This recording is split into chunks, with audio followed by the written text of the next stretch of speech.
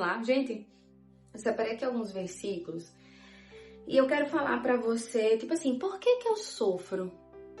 Por que eu tô sofrendo? Essa foi uma pergunta que eu fiz na minha vida mesmo, sabe?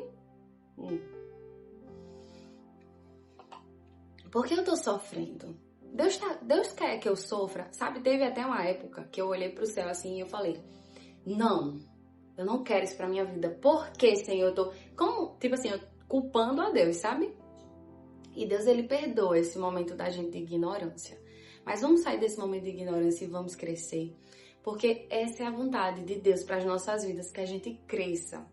E aí, no momento de dificuldade, e normalmente é quando a gente se depara com as nossas escolhas, né? Porque Deus, ele nos deixa livre. Ele nos deixa livre para escolher o que a gente acha. Então, se eu acho que eu posso fazer o que eu quiser da minha vida, eu vou lá e eu faço, né? Mas é lei, você escolhe, o resultado chega para todo mundo. E aí eu comecei a receber resultados da vida que eu estava levando. E aí eu culpando a Deus dos resultados que eu estava recebendo. Você acredita? Isso não existe. Né? O Senhor, ele quer o melhor pra gente. Hoje eu tenho um entendimento da vontade, do caráter dele, do amor dele. Isso muda tudo. Foi quando eu comecei, eu preciso ler mais a Bíblia. Eu preciso entender. Tem alguma coisa que eu não estou entendendo porque eu estou errando.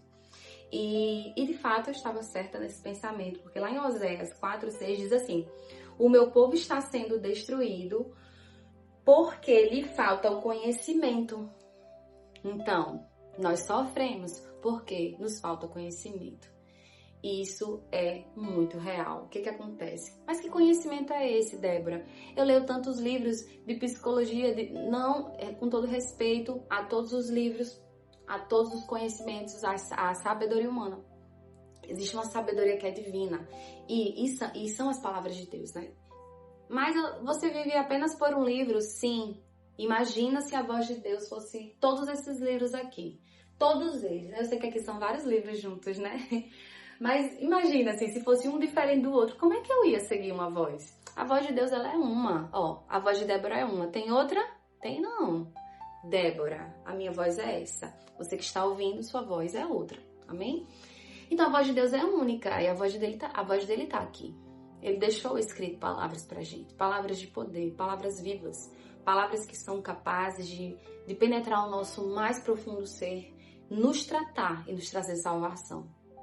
Então, o que aconteceu? Eu estava sendo destruída por falta de conhecimento. Então, possivelmente, você pode estar passando por uma situação porque você não tem conhecimento. E é como a luz. A palavra de Deus, ela é luz, né? Jesus é a luz do mundo. Então, quando a luz chega no ambiente, você consegue ver tudo. Imagina que tudo isso aqui está apagado. Você está vendo algo? Não, você está ouvindo minha voz, né? Mas você não está vendo. Você não está vendo nada. Mas a luz volta. Aí agora você pode ver, né? Você pode ver o cabelo, o formato do meu cabelo, o brinco, a roupa, o cenário. Entendeu como é importante? E quando tem luz no ambiente, você consegue saber para onde você vai. Então, quando não tem luz, você vai topar, você vai cair, você vai se machucar. Deus não quer isso para você.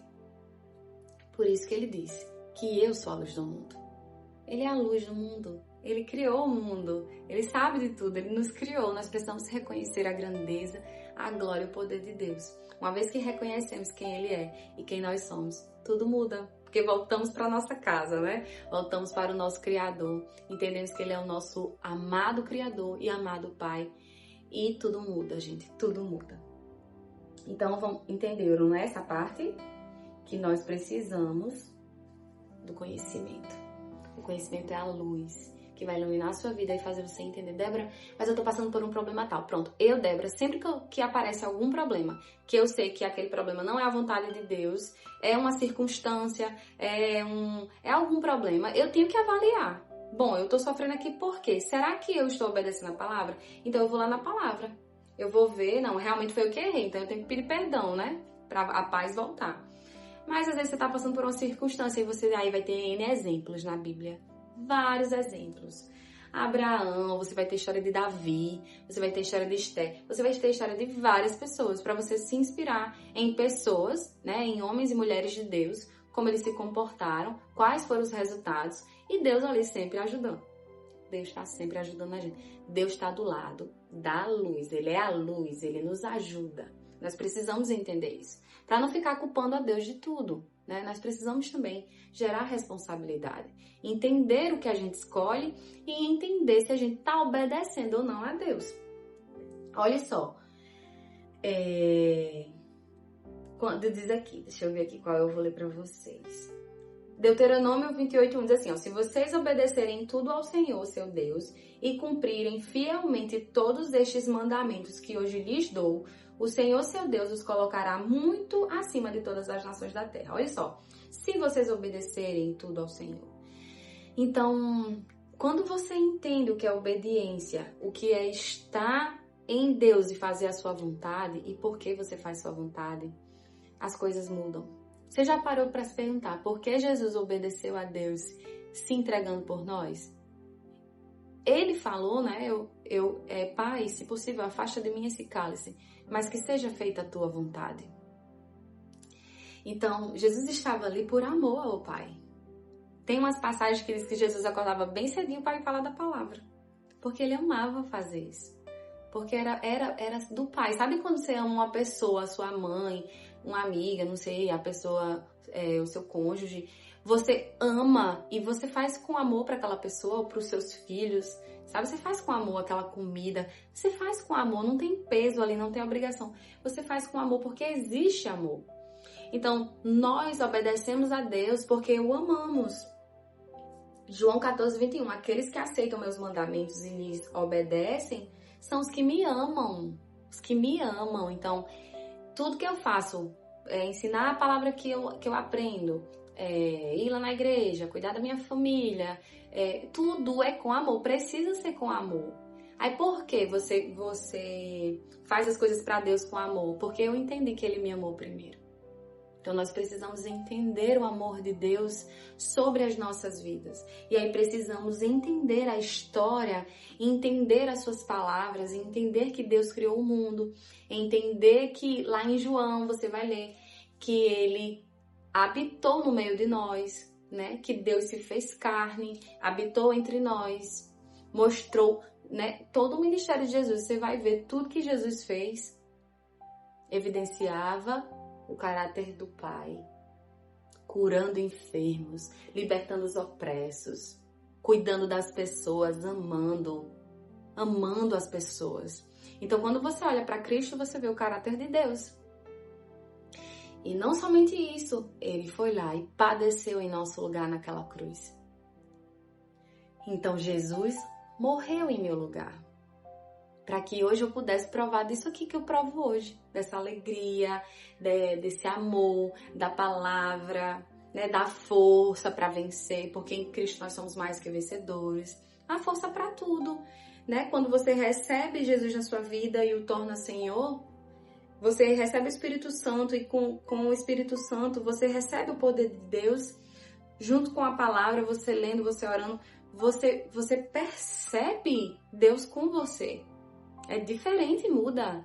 Alguém que diz que recebeu Jesus e sua vida não mudou, então só recebeu ali naquele momento. Não teve o entendimento que é necessário o relacionamento. Você conheceu a mulher da sua vida ou o homem da sua vida. Aí você conheceu e vai embora? Não. Você conhece a pessoa e você quer uma vida, você quer um relacionamento com essa pessoa. Vê como é diferente? E aí você quer conhecer esta pessoa, né? Você quer entender. Claro que não, eu tô dando só esse exemplo, né? De conhecer e querer continuar o relacionamento, que é a comunhão que nós temos com Deus. Então, uma vez que você recebe Jesus, agora você vai buscar quem é Deus, qual é a sua vontade, o que Ele acha disso que eu estou passando, o que eu posso fazer. E essa busca, Senhor, me ajuda quando eu passo por alguma situação, e eu já passei por inúmeras, né? Na minha vida você também com certeza passa ou passou. Eu vou para a palavra e eu encontro na palavra a luz, a sabedoria que eu preciso. Vou orar e o meu Pai fala comigo e sabe, hoje eu tenho uma vida diferente da vida que eu levava anteriormente. Anteriormente eu só fazia chorar, não entendia, culpava Deus, culpava as pessoas, não crescia, paralisava, estagnada. Mas hoje eu tenho uma palavra e eu quero crescer a cada dia mais nela. E eu convido você a buscar na palavra a solução, a luz para esse teu problema. Porque eu não posso dizer aqui, né, o seu problema é esse, faça assim. Não, cada pessoa vai ter uma situação para Deus explicar para Deus. É diferente, cada pessoa, cada situação é única. Então, você buscando na luz da palavra, o Senhor vai te dar a resposta. E ele diz também que você pode pedir sabedoria. A coisa que eu mais peço para Deus é sabedoria. Jesus chega. E o Senhor me dá situações complexas que eu já passei. E só a mão do Senhor. Né? Às vezes acontece uma confusão, acontece um problema, uma confusão na família. Como é que a gente faz? Na sabedoria. Pai, graças te dou, porque o Senhor já me deu sabedoria. Espírito Santo me guia o que eu devo fazer. E você resolve a situação. Resolve com sabedoria. Né? Se existe uma briga entre duas pessoas, briga porque as duas querem. Mas se uma pessoa quer brigar, mas a outra tem sabedoria, não briga. Então é necessário nós buscarmos a sabedoria em Deus. E para cada situação vai ser específica. Mas o que eu posso te dizer é, busca o conhecimento. Busca o conhecimento de Deus. Porque Ele vai te ajudar. Vai te ajudar a resolver as questões e vai te ajudar a crescer como pessoa. Certo? Então, olha só. E a gente entender também, uma coisa que eu quero falar, é entender que nesse mundo existem dois poderes. Existe o poder das trevas e o poder de Deus. Ah, Débora, você está dizendo, existe o poder e eu estou em qual? A Bíblia diz assim. Não, aqui eu já li. Ele diz aqui. Ele nos resgatou do poder das trevas e nos trouxe para o reino do seu Filho amado, que comprou nossa liberdade e perdoou nossos pecados. Então, o que Deus fez quando enviou Jesus e nós recebemos Jesus? Resgatou a gente, tirou a gente de lá. Porque quando Jesus morreu naquela cruz, Ele venceu a morte, Ele experimentou a morte por todos e nos deu vida eterna, nos deu salvação. Então, hoje eu provo da salvação porque Jesus morreu em meu lugar, venceu a morte. Hoje eu posso ser curada, hoje eu posso sorrir, hoje eu posso ter um vislumbre, né, do que virá ainda, porque Ele fez isso por mim. Então Deus, Ele é bom e Ele nos resgatou desse poder das trevas. Só que uma vez que você não conhece a palavra, uma vez que você não conhece o reino de Deus, você está nesse poder das trevas, você está, digamos assim, na jurisdição do inimigo, de Satanás, do diabo. Porque olha só o que a Bíblia diz. Sabemos que os nascidos de Deus não vivem no pecado, pois o Filho de Deus os protege e o maligno não os toca. Os filhos de Deus, os malignos não tocam. Não toca em mim não, meu filho. Não toca. Não toca. Você está em Cristo, não toca. Mas você tem que estar em Cristo e com a palavra de Cristo em você. E aí isso vai acontecer. Você vai ter sabedoria para entender o que é cada coisa. É sobrenatural. E aí ele continua. Sabemos que somos filhos de Deus e que o mundo inteiro está sob o controle do maligno. Ou seja, o mundo está sob o controle do maligno. Então, uma vez que o mundo está sob o controle do maligno, existe uma jurisdição na Terra. E aí o que acontece? Muitas pessoas estão vivendo assim. Acontece uma coisa ruim, foi Deus. A vontade de Deus será mesmo que foi a vontade de Deus ou é a falta do nosso conhecimento que está fazendo a gente perecer? Precisamos conhecer a vontade de Deus, precisamos entender quem é Ele e como Ele quer que nós nos posicionamos, sabe? Para o mundo não sucumbir às nossas vidas, não nos destruir, porque a Bíblia diz, o inimigo veio não somente para matar, roubar e destruir, mas Ele veio para nos dar vida em abundância. Então, se não nos atentarmos, nós vamos ser destruídos, mas essa não é a vontade de Deus. Deus não pode tomar ninguém também à força, porque Ele respeita a nossa liberdade. E eu acho lindo, porque a única missão que Jesus nos deu, né, é anunciar o Evangelho, né, e de fazer discípulos, né, em todos os lugares. Então, é anunciando a palavra que nós vamos levar conhecimento. Esse conhecimento vai libertar você, esse conhecimento vai trazer luz para você e você vai ter uma nova vida. Por isso que é importante anunciar o Evangelho, anunciar as palavras que o Senhor nos traz como revelação para as pessoas. Porque é essa revelação da palavra de Deus que vai fazer que as pessoas saiam do poder das trevas, saiam da jurisdição do mal e venham habitar em plena paz, debaixo das asas do Altíssimo, sob a sua palavra, porque a palavra de Deus é descanso, a palavra de Deus é proteção. Ai, Débora, depois que você tá assim, aí não tem mais problema, não. Tem, as aflições existem, né? Nós vivemos num mundo caído, mas uma vez que as aflições existem, a Bíblia diz, né? No mundo passareis por aflições, mas tende bom ânimo, eu venci o mundo. Mas eu vou passar pelas aflições, então eu passo por elas com sabedoria. É com sabedoria, né? Não é a aflição me sucumbindo, me engolindo e eu sendo destruída, mas é passando pela aflição com sabedoria, vencendo, né? Conseguindo vencer, crescer em sabedoria, entendimento, levando cada vez mais a palavra para salvar vidas. Esse é o projeto de Deus para as nossas vidas. E para finalizar,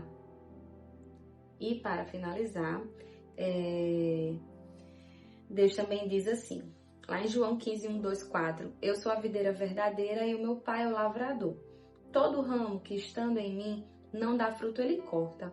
Todo ramo que dá fruto, ele poda, para que produza ainda mais. Permaneçam em mim e eu permanecerei em vocês. Pois assim como um ramo não pode produzir fruto se não estiver na videira, vocês também não poderão produzir frutos a menos que permaneçam em mim. Primeiro ele está dizendo a importância, né? Que ele é a videira verdadeira. Só daremos frutos se estivermos enxertados em Cristo, né? E Deus é o lavrador. E aí ele fala assim, todo ramo que estando em mim não dá fruto, ele corta. E todo ramo que dá fruto, ele poda. Então, se você está crescendo no Senhor, ele vai te podar, que é a disciplina dele, né? É o cuidado dele sobre a sua vida. E ele quer que você cresça, ele quer que você amadureça.